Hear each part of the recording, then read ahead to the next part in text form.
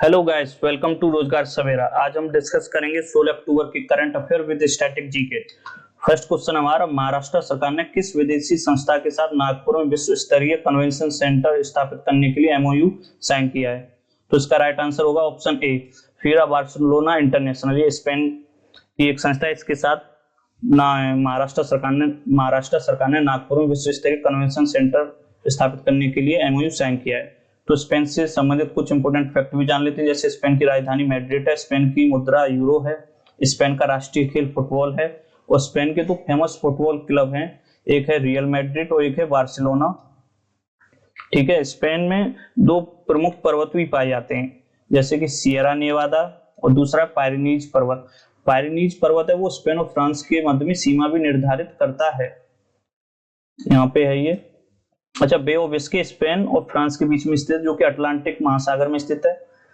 यहाँ पर जिब्राल्टर जल संधि भी है, जो कि यूरोप महाद्वीप को अफ्रीका महाद्वीप से अलग करती है और भूमध्य सागर यानी मेडिटेरियन सी को अटलांटिक महासागर से जोड़ती है।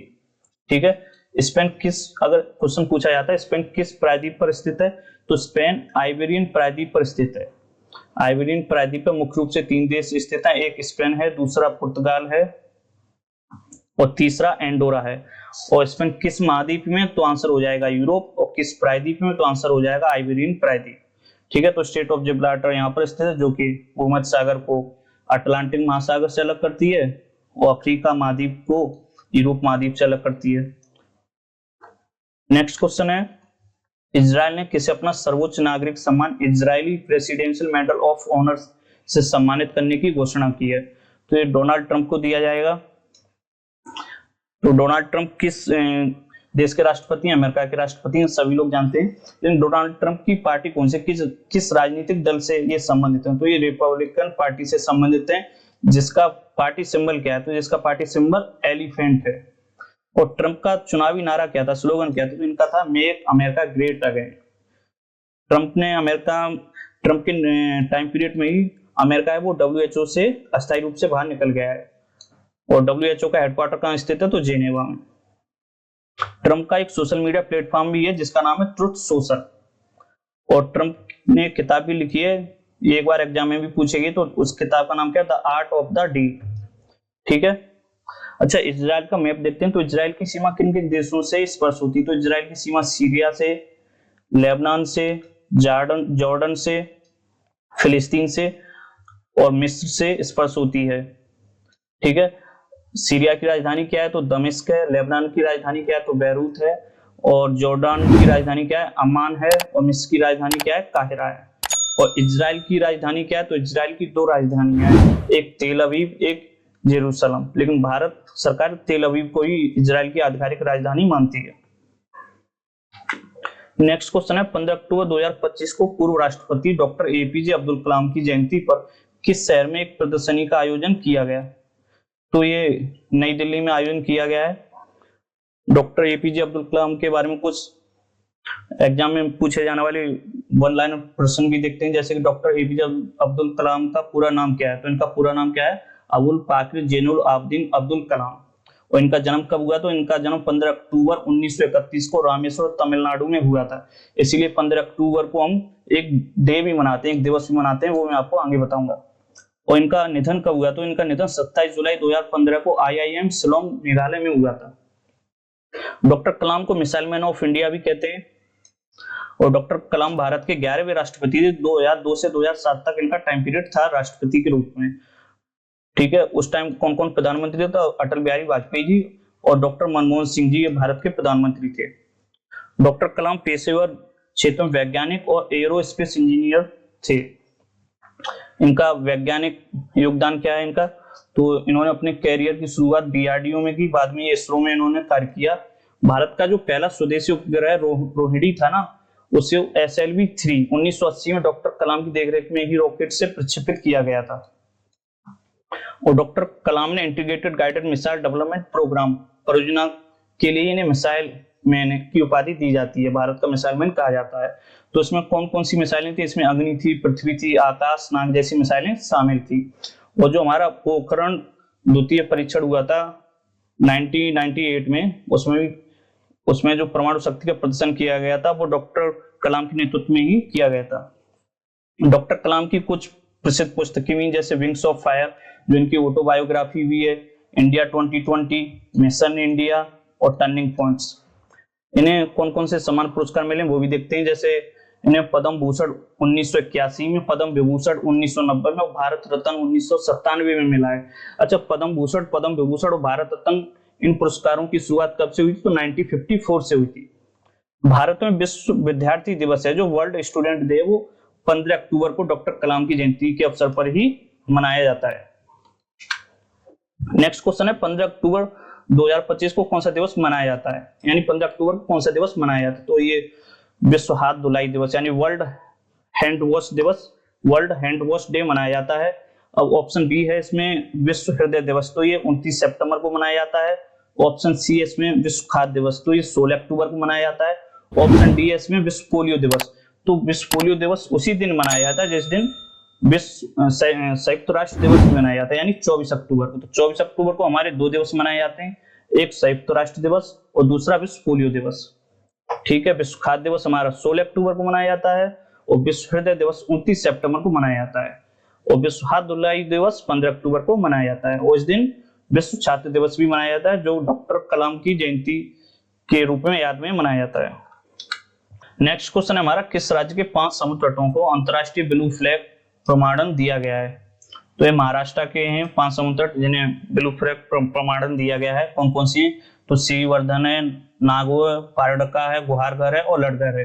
अच्छा, ब्लू फ्लैग प्रमाणन है क्या है? ब्लू फ्लैग सर्टिफिकेट दिया जाता है वो है क्या और कौन इसे देता है? तो इसे foundation for environmental education FEE Denmark द्वारा दिया जाता है और यह एक काफी फेमस इको लेवल है जो समुद्र तटों, मरीना और सतत पर्यटन नौकाओं यानी सस्टेनेबल टूरिज्म बोर्ड को दिया जाता है यदि वे पर्यावरण, सुरक्षा, स्वच्छता और सुविधा के अंतर्राष्ट्रीय मानकों पर खरे उतरते हैं। और भी राज्यों में दिया गया जैसे केरला, आंध्र प्रदेश, लक्षद्वीप, अन्य राज्यों में दिया गया। महाराष्ट्र के अभी हाल ही में 5 तटों को दिया गया है। अच्छा, महाराष्ट्र की सीमा देख लेते हैं किन किन राज्यों से स्पर्श होती है। तो महाराष्ट्र की सीमा मध्य प्रदेश, आंध्र प्रदेश, कर्नाटका, कर्नाटका, फिर गोवा और गुजरात, इनसे स्पर्श होती है इसकी सीमा। नेक्स्ट क्वेश्चन है, अंतरराष्ट्रीय प्रकृति संरक्षण यानी IUCN का नवीनतम सदस्य कौन बना है? तो ये अर्मेनिया बना है। ठीक है ना, अर्मेनिया के बारे में कुछ जान लेते हैं। जैसे अर्मेनिया की राजधानी एरेवन है, अर्मेनिया की मुद्रा अर्मेनियन ड्राम है और अर्मेनिया किस महाद्वीप, ये एशिया और यूरोप के बीच में जो दक्षिण काकेकस क्षेत्र है ना वहां पे स्थित है। अच्छा, काकेकस राज्य किसे कहते हैं? एक बार एग्जाम में आया था कि काकेकस राज्य किन्हें कहते हैं? तो अजरबैजान, अर्मेनिया और जॉर्जिया, इन तीनों को मिला के काकेकस क्षेत्र या काकेकस राज्य कहा जाता है। अर्मेनिया की जो सीमा वो जॉर्जिया, पूर्व में अजरबैजान, ईरान और टर्की से भी स्पर्श होती है। जैसा कि इस मैप में आप देख पा रहे हो, जॉर्जिया, अजरबैजान, ईरान और टर्की से स्पर्श होती है। अच्छा, अर्मेनिया और अजरबैजान के बीच में काफी विवादित क्षेत्र है, ये दिख रहा है जो इसे बोलते हैं नागोर्नो काराबाख। ये अर्मेनिया और अजरबैजान के बीच में विवादित क्षेत्र है। अर्मेनिया पहला विश्व का ऐसा राष्ट्र है जो ईसाई राष्ट्र कहा जाता है क्योंकि इसने 301 ईस्वी में ईसाई धर्म को राजधर्म के रूप में अपनाया था। यह दुनिया का पहला ऐसा देश था जिसने ऐसा किया। अच्छा, अर्मेनिया के प्रधानमंत्री कौन? तो निकोल पंसियान अर्मेनिया के प्रधानमंत्री हैं और अर्मेनिया और अजरबैजान के बीच में जो विवादित क्षेत्र है वो नागोर्नो काराबाख है, ये बता चुका हूं मैं। अच्छा, IUCN के बारे में जान लेते हैं। तो IUCN की स्थापना 5 अक्टूबर 1948 को फ्रांस में हुई थी। ठीक है, इसकी स्थापना 5 अक्टूबर 1948 को हुई थी और लेकिन इसका मुख्यालय ग्लेन स्विट्जरलैंड में स्थित है। स्थापना फ्रांस में हुई थी लेकिन इसका हेडक्वार्टर कहाँ है? ग्लेन स्विट्जरलैंड में स्थित है। और भारत IUCN का सदस्य कब बना? तो भारत IUCN का सदस्य 1969 में बना। नेक्स्ट क्वेश्चन है, रूस ने किस देश के साथ प्लूटोनियम समझौता से हटने की घोषणा की है? तो इसका राइट आंसर हो जाएगा ऑप्शन बी यानी अमेरिका।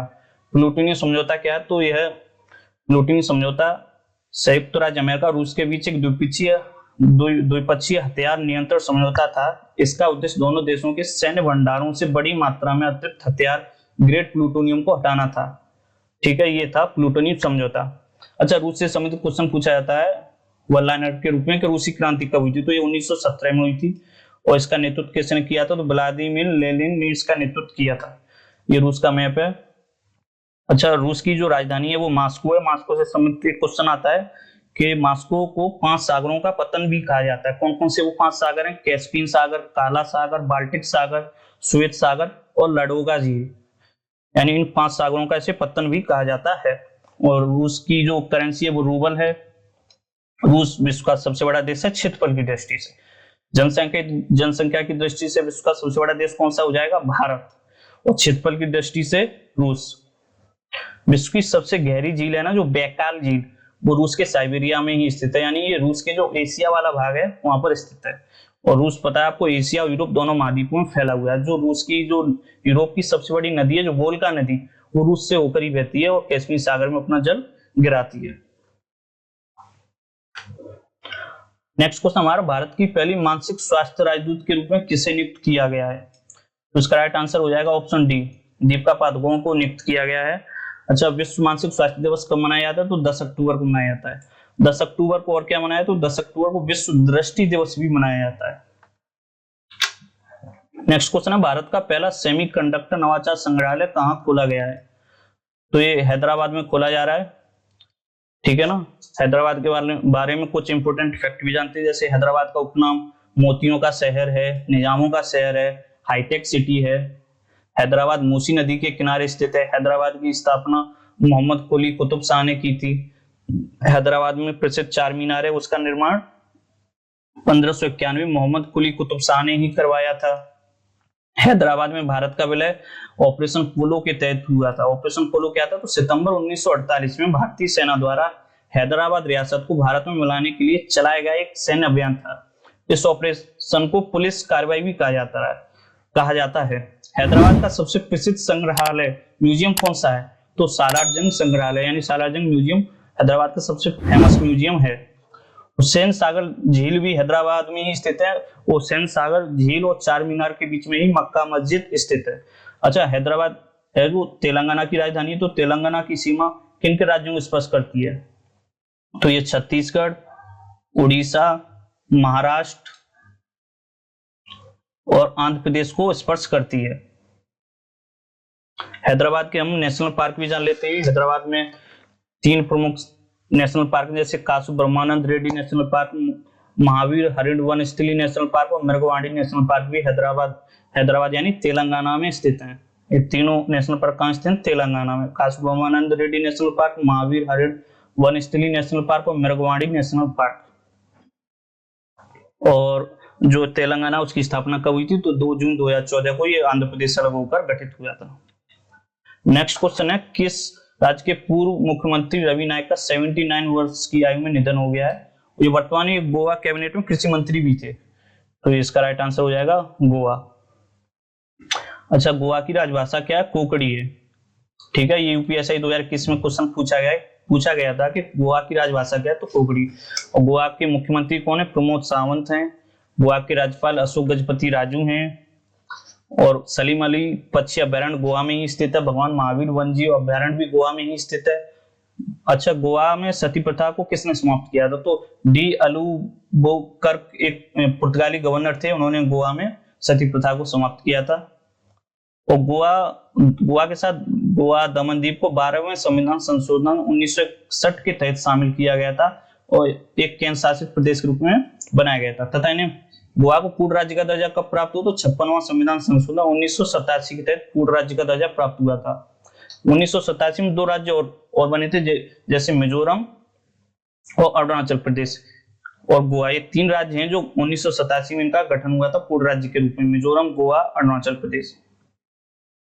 गोवा की सीमा महाराष्ट्र से और कर्नाटक से 2 राज्यों से स्पर्श होती है।